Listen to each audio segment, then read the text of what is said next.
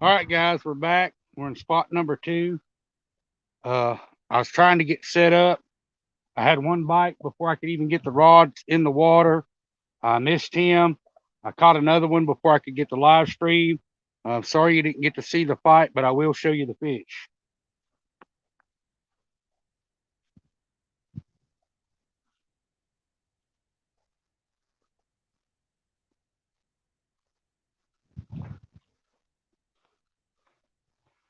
This one hit just as soon as we got here. Uh, Not a monster, but definitely a nice fish. Uh, we're going to go ahead and get him back. And like I say, as soon as I got here, I'm kind of in a real snaggy spot off the main lake, another little cove. Uh, we're going to try it and see what happens.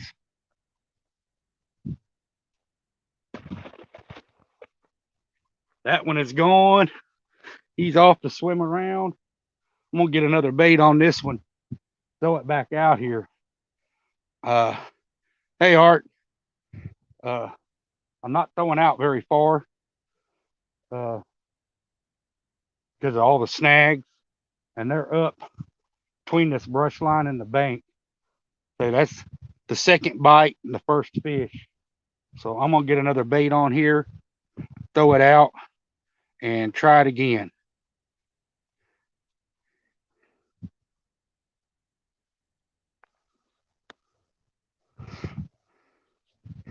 Art, when I get home, uh, I'll run this through my computer and I'll get you set up as a moderator.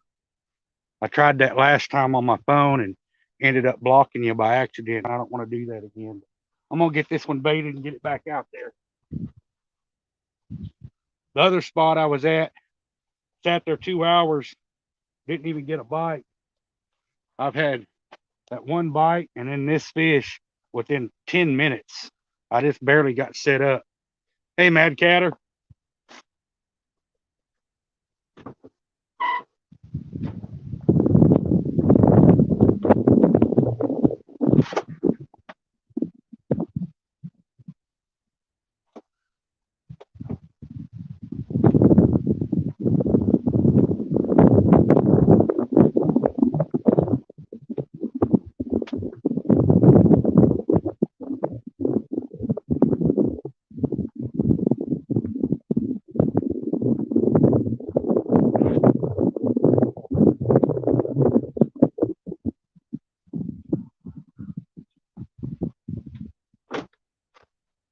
Caught that one on a body piece. I'm going to stick another body piece out there, see what happens.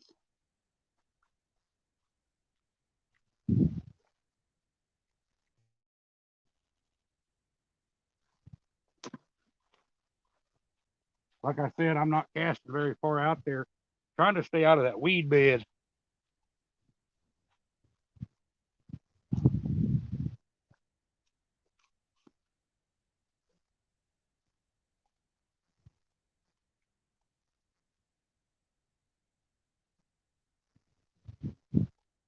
All that stuff you see out in the water there, that shrubs, that's everything that growed uh, when the lakes were down. All that stuff come up.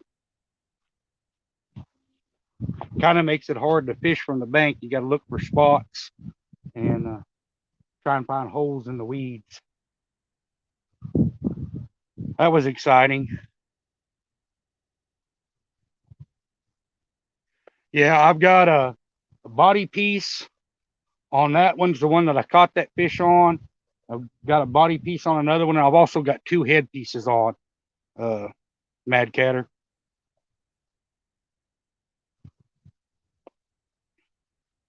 Man, it was excited to feel that fish. I was over here trying to put rods out in the back and I was cutting bait and look, and the rod went. Tried to get to it. I missed it. That same rod still had the bait, so I threw it back out there. Went to throw this last rod out and come to get the phone to set up the live. And I looked around and the rod was just folded over. That's one thing about them little lightweight ugly sticks. They have a lot of flex to them. So even a fish that size, he probably wasn't 6, 7 pounds, but he was a blast. And he hit with a vengeance. He took off, ran up under this line. The shallow water here, when they hit, when you set the hook, a lot of times you'll see them bust the top of the water, and they'll just take off. Up, last rod, head piece. He's trying at it. I'm gonna leave it out there. He may not be big enough to get that big old head in his mouth. I'm not using that big a bait.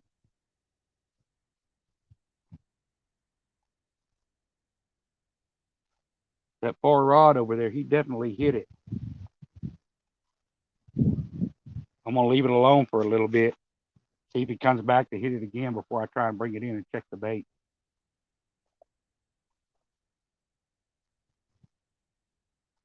This is the same basic principle. I'm hiding from the wind. I'm in this cove that comes up in here, but it's closer to the main lake. And you got the major creek channels that run in and down around the bend that feed up through here. And there's lots of trees and stumps, and there's lots of cover for them here. So even though I'm probably going to snag up and lose some sinkers and hooks, it's worth a shot to fish, because this is where a lot of your bigger fish hang out.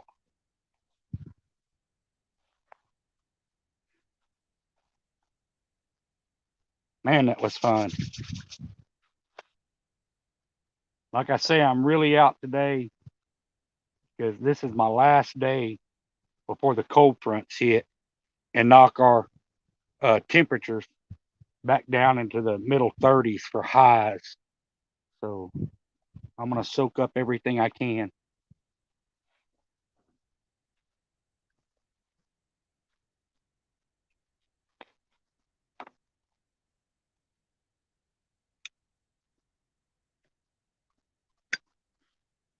There are definitely feeding fish up in here, because I caught one, had that one bite, and missed that other one. That other one, I'm not sure what happened. I had him on there for probably 10, 15 yards, and he just come loose. Oh, there he goes again. He's trying it.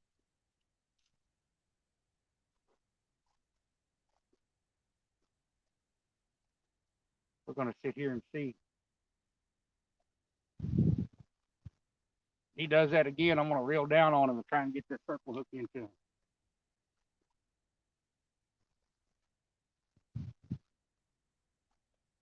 This is a headpiece on this rod.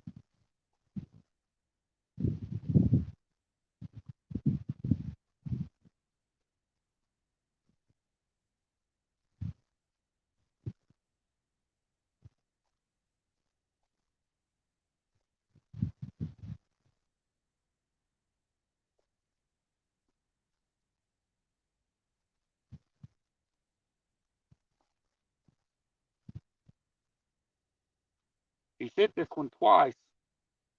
Hadn't got the hook.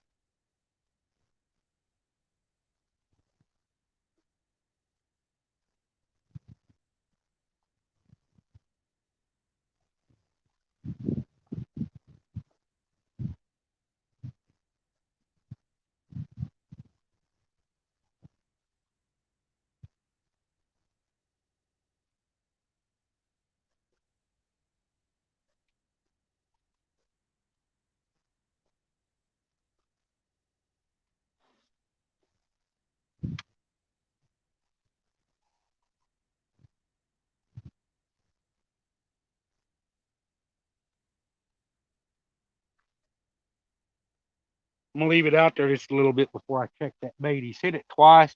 I just don't think he's big enough to get that shad head in his mouth. Hey, Epic, thanks for coming in.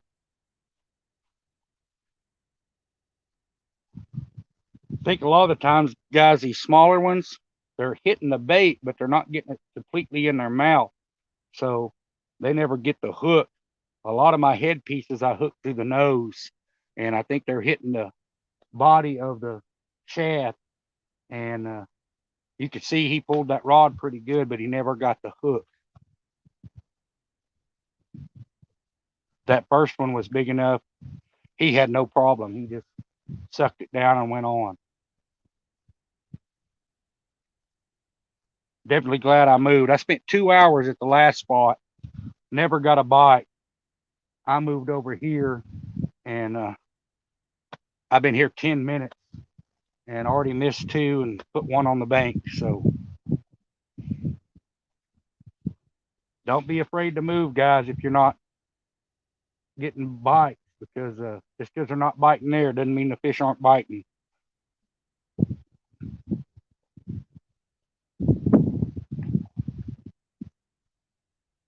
If you guys have not checked out Tim at Epic Catfishing, you've got to. The man is full of knowledge. Come on the other night. It's supposed to be just a short little live stream with, and he come in and started sharing his knowledge, and kind of just puts all of us in awe. And we're listening and taking notes. You could learn a lot. So check his channel out if you haven't, and you'd be surprised the information that he's learned and shares with everybody. Yeah, Epic, I'm on a lake. I'm down here in Oklahoma, southern Oklahoma. This is Waurika Lake. Most of the areas around here that I have to fish are lakes. Spring, when the spring rains come and the floods come, we will get some fish that come out of Red River up the creeks, and I can go fish them. Red River don't have a lot of spots I can access from the bank without knowing somebody that has land on the river that you can get permission from. It's hard to fish it. So I basically lake fished and creek fished a bunch. We used to float down the creeks when we noodled when I was younger, and went into Red River and to the brush piles there. But I plan on traveling around this year. I'd like to come fish the Ohio, the Tennessee, the Mississippi River's good, and of course the James River.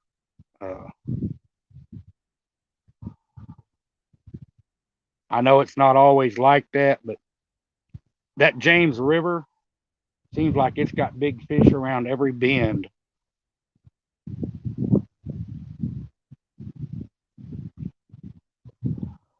They don't come up into the lake from the Red River because the creeks aren't connected to our lakes. They run all the way.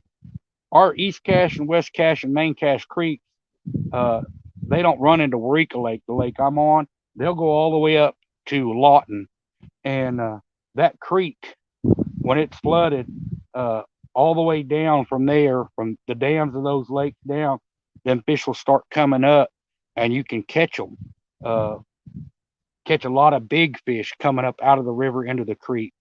Usually here, we watch the creeks rise 3 times, and if they rise and stay up for a couple of days, you'll start noticing the V's that are swimming up the creeks, and those V's are the carp. Well, right after the carp come up the creek, the catfish do, and they'll start making their holes and stuff in the banks, getting ready to spawn. So for us, kind of a telltale sign of when to start fishing the creek is after they've risen the 3rd time, and you start seeing the V's of carp coming up. Once you start seeing the carp come up out of that river, the big catfish come up out of the river. This lake does have big catfish in it. It's one of the first lakes I ever caught a fish over 100 pounds out of. It's got lots of catfish in it. It's loaded. This one is actually fed by 2 small creeks, Little Beaver and Big Beaver Creek. And the reason they built this lake is it's a flood control. Those creeks flood a lot of water comes down them, and they were flooding the town of Waurika out. So they built this lake to kind of dam up some of the water and kind of control the floods a little bit. Do get a lot of water that comes down. We catch everything up north that comes down them creeks. So I have seen this lake flood, and they couldn't open the spillways. because Waurika already had so much water, they would have flooded the town out. I've seen all the picnic areas, the bathrooms, the boat ramps, everything was completely underwater. And you couldn't even go under the bridges on this lake with the boat because it was so flooded. I like it when it gets up like that in the springtime because I'll go fish where the mouth of the creeks come into the lake. And when it floods like that and that lake gets out and gets into that grass, uh, man, there are some big fish that come up into that grass and that new water, feeding on the insects and the worms and stuff that are coming out of the ground. And you can really get on not just numbers of fish, but you can get on good size fish.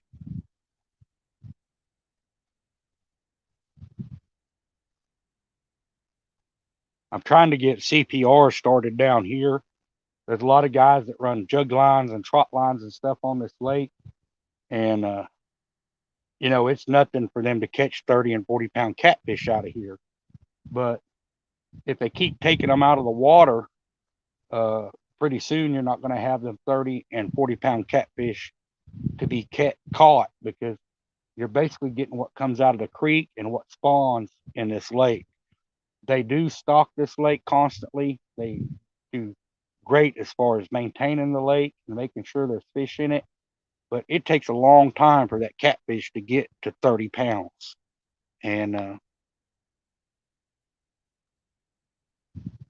it's just awesome. This lake, I like it. Uh, it has channel cat, blue cat, and flathead. And there's lots of, when they built this lake, they left the trees, all the old roads and stuff are still underwater. So there's concrete bridges and stuff underwater.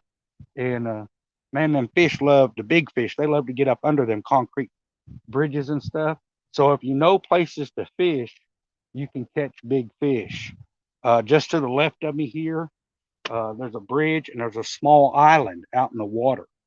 And it's real brushy all around it. You can't hardly fish it with a rod and reel. But a lot of people don't know, but that big island, that small island, has big holes in the side of it.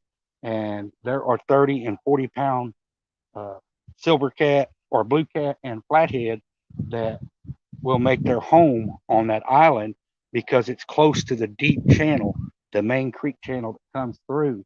And they've got access to the deep water and the shallow water when they feed, and they don't have to move far. Uh, they're right there in that one spot, and 50 yards either direction, they can be on the bank or they can be in 30 foot of water.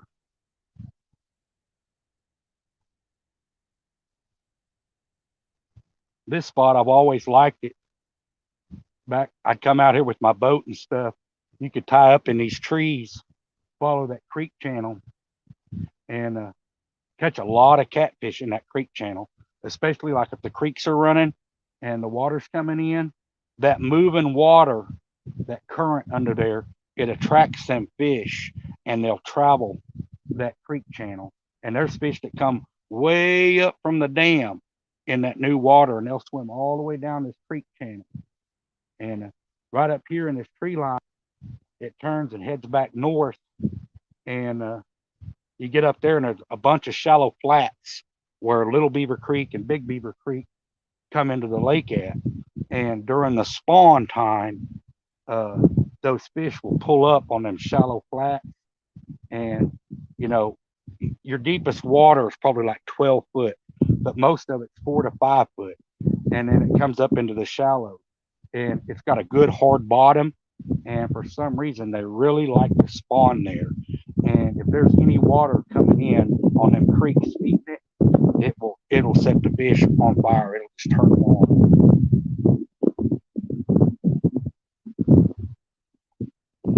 That fish hit that rod twice. Didn't get the bait. I'm gonna reel it in and check it and make sure because I got plenty of bait. Ain't no need letting it sit out there with no bait on it.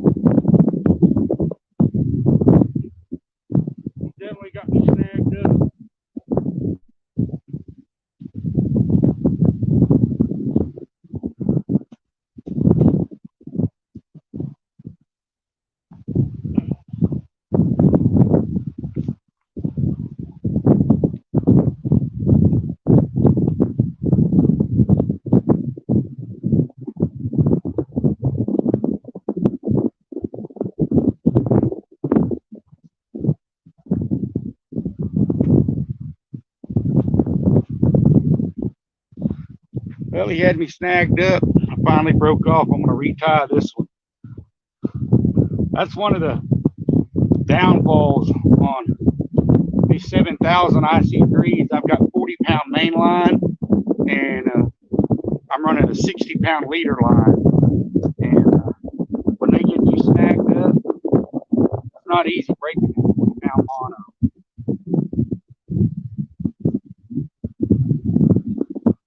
And I knew we run that chance of getting snagged up here. You can see all the brush out here in the water. But that's part of fishing, guys. If you're not getting snagged up, you're not losing tackle, 90% of the time, you're not fishing where the fish are. Yeah, Epic, I've watched you on a lot of the live shows come in, and it's great.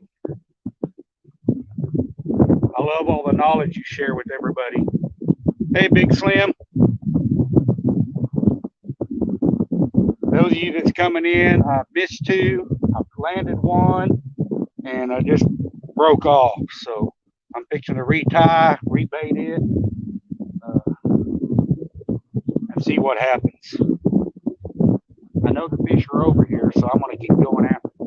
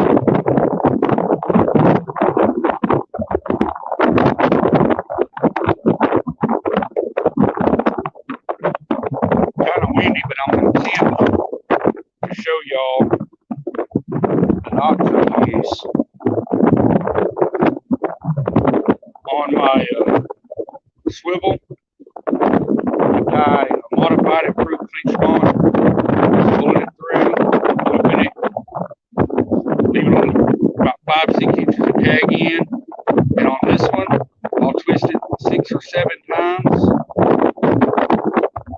where it makes the eye in the bottom. I run my line through that, pull the tag in, and make another little loop. At the end of that loop, I run back through that loop.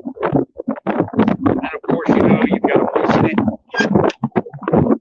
get it wet so it doesn't burn your line. Pull that down tight, cinch both ends of it, and I've never had a knot fail me. I've caught some big fish on it, and it will hold.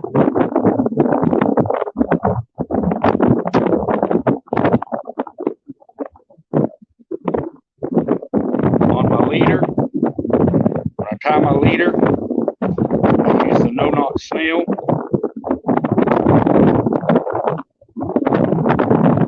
Come in, I'll leave about an inch down the hook. Go counterclockwise and leave my loop. I'll wrap this about 8 times. Hold it all tight. Run it back to the back of the eye.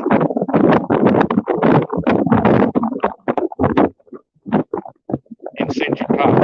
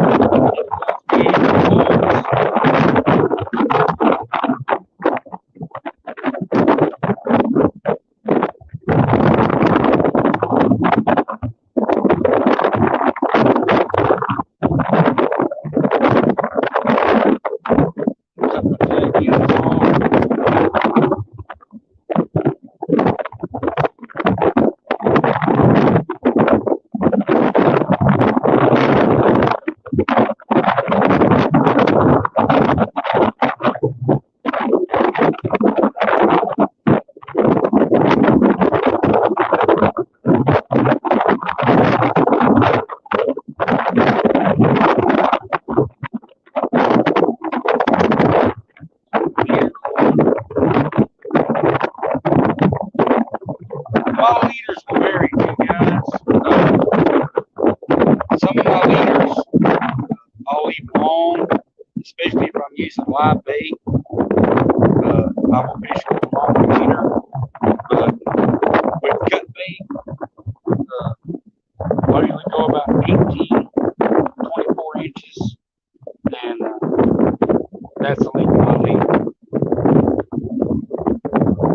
Most of that's just preference, guys. Got another one on. Oh yeah. Good fish, guys.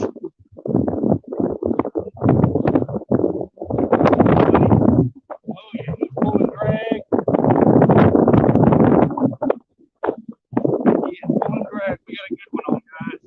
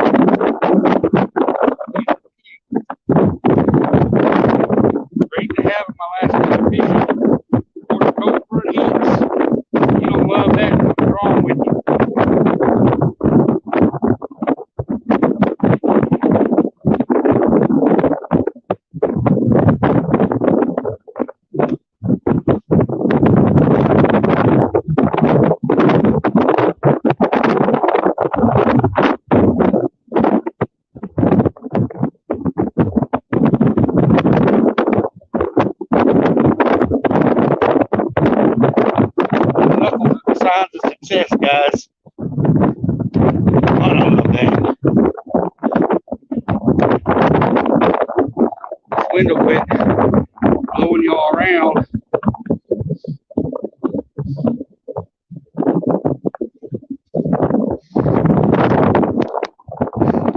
I know, guys, that fish was no 30 pounder. He's probably a good 15 to 20. Out here on this lake, shallow water, wintertime fishing, I'll take it all day long. Trying to keep this wind from blowing my camera around.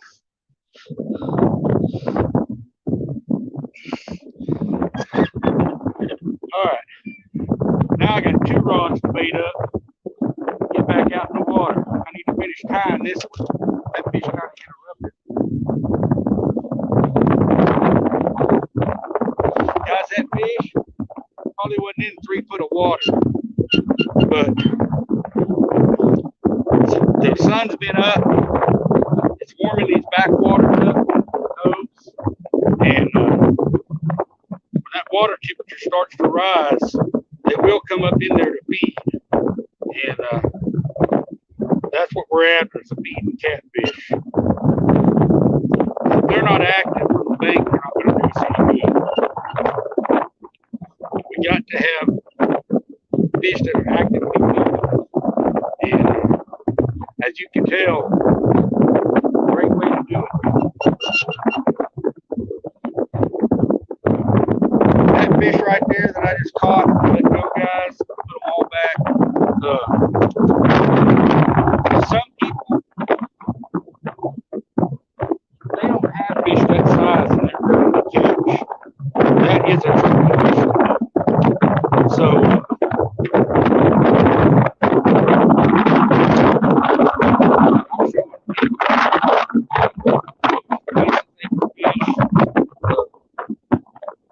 not just catch trophy fish, but catch any fish. And this lake has a lot of eater fish in it. And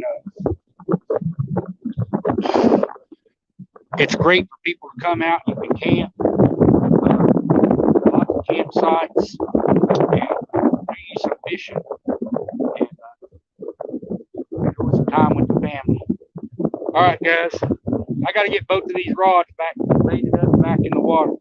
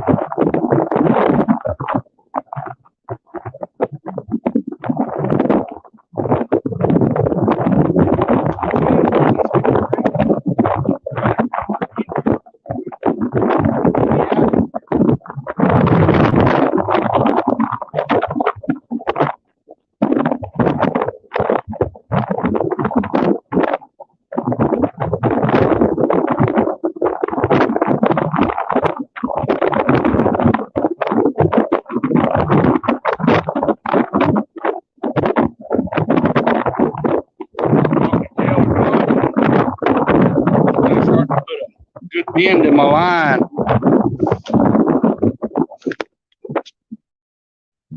Sorry, guys. Let me fix y'all back.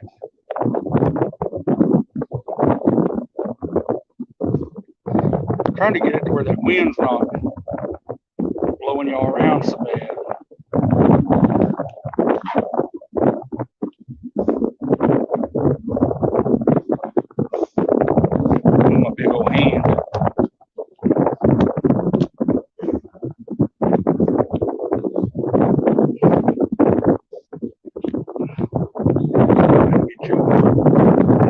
position.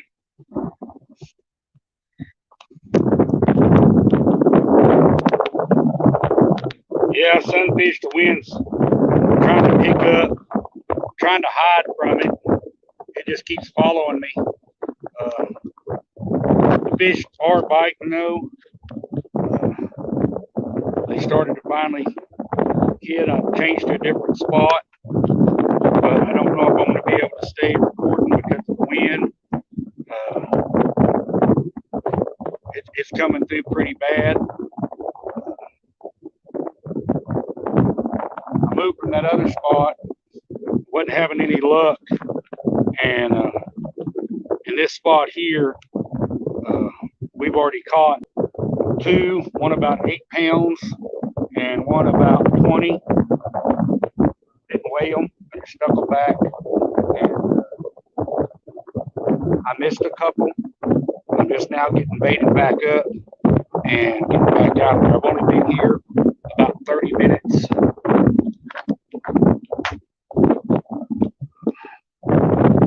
Trying to see if I can fix y'all where y'all can be out of the wind and still get video. I'm going to have to get me another